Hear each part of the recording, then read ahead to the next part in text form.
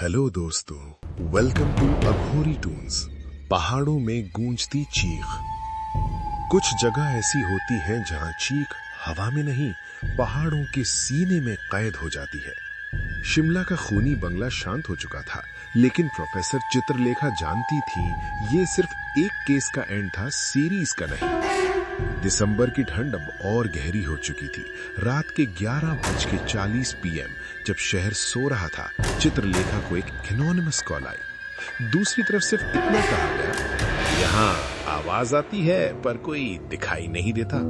Call cut गई। Location मिली अपर हिमाचल, एक छोटा पहाड़ी गांव कोटमोर।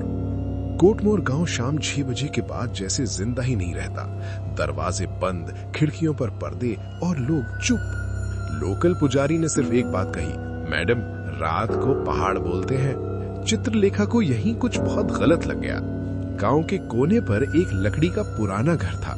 घर खाली था, पर पूरी रात उस घर से औरत की चीखें सुनाई देती थी।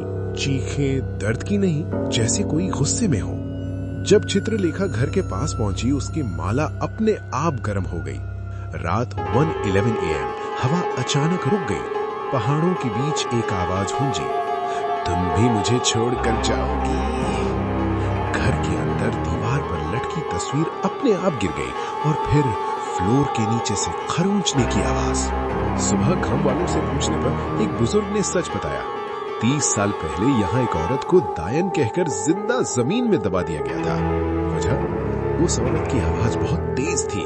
वो गाना गाती थी और लोगों को लगता था वो पहाड़ों को बुलाती है। उसका नाम था निर्मला। रात को 2 AM चित्रलेखा ने घर के बीच एक दीप जलाया।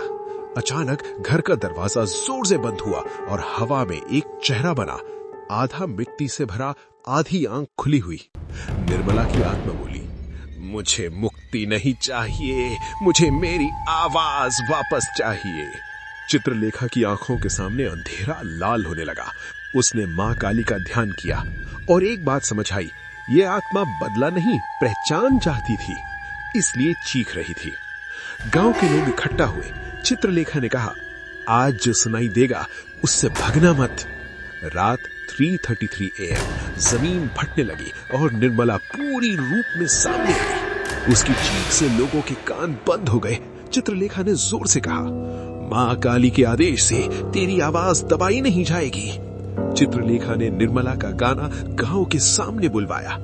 पहली बार उसकी आवाज को सुनने दिया गया और जैसे ही गाना खत्म हुआ, निर्मला की आत्मा रोशनी में बदल गई। पहाड़ शांत हो गए। अगली सुबह कोटमोर गांव में कभी भी चीख नहीं आई। लोगों ने चैन की सांस ली। चित्रलेखा जाने लगी। गांव के पुजारी ने पूछा, अब सब ठीक है? चित्रलेखा ने सिर्फ इतना कहा, जब तक आवाज दबाई जाती रहेगी, आत्माएं बोलती रहेंगी। चित्रलेखा अपनी कार स्टार्ट करती है। रेडियो अपने आप ऑन होता है। एक नई आवाज, अगला राज शहर के बीच छुपा है।